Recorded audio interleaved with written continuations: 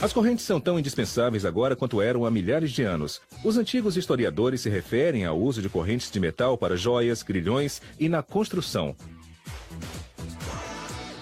Atualmente, as correntes são usadas para esses mesmos propósitos e muito mais.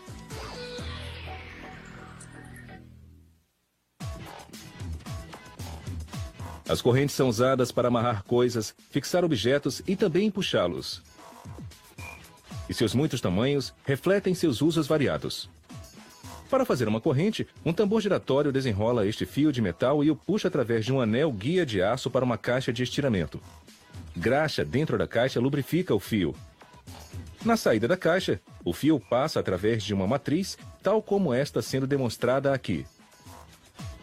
A matriz tem um diâmetro menor que o fio. À medida que o tambor giratório o puxa, o fio fica mais estreito, endurece e torna-se mais forte. Agora, ferramentas movidas eletricamente chegam de todos os lados. Esta é uma máquina de modelar.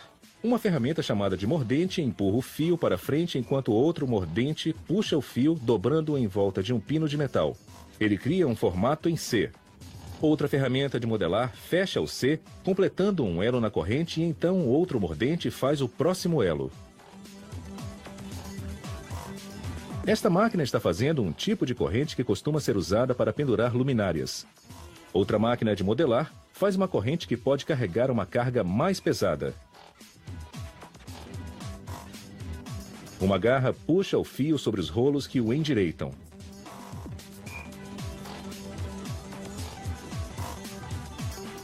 Cortadores de aço agora fazem entalhes em ambos os lados do fio. Esses entalhes marcam o lugar em que o fio vai ser cortado em pedaços do tamanho de elos. Uma faca mecanizada faz o corte final nos entalhes. A seguir, braços com rolos dobram um pedaço cortado de fio em volta de um dedo de aço. Os braços com rolos fazem parecer fácil, mas eles na verdade estão exercendo toneladas de pressão de modo a dobrar este fio. Depois que os rolos formam um elo, uma ferramenta parecida com um alicate o agarra e vira. Isso posiciona o elo concluído de modo que ele possa se encaixar com o próximo elo enquanto ele é formado. À medida que cada elo é acrescentado, a corrente cai sobre uma pilha abaixo da máquina. Há dezenas de máquinas de modelar na maioria das fábricas de correntes. Cada máquina faz até 50 a 60 elos por minuto. Isso dá 76 metros de corrente por hora máquina. Para tornar isso mais claro, uma máquina poderia fazer uma corrente da altura do Empire State Building em pouco menos de 6 horas.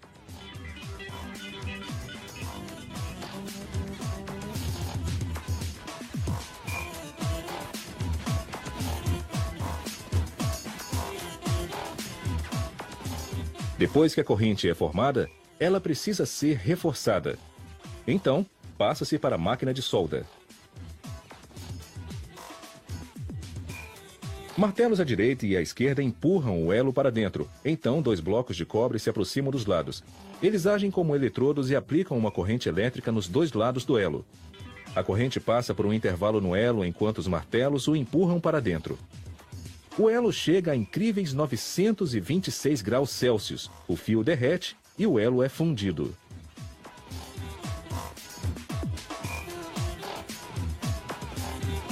Agora, um sistema de polias passa a corrente recém-soldada por uma bobina de tratamento de calor. Uma corrente elétrica passa pela bobina de cobre, aquecendo a corrente dentro dela até que fique laranja com o calor, 940 graus Celsius. As polias abaixam a corrente para uma banheira de água para esfriar. A mudança extrema de temperatura altera a estrutura molecular do aço, tornando-o muito mais duro. Mas a experiência deixa a corrente um pouco quebradiça. Então ela entra em uma segunda bobina de calor que não é tão quente quanto a primeira e depois para outro banho frio. Isso elimina a fragilidade e dá ao aço um pouco mais de elasticidade. Agora o grande teste de força. Este é o calibrador da corrente. As polias encaixam a corrente em um canal que foi cortado em um bloco de aço.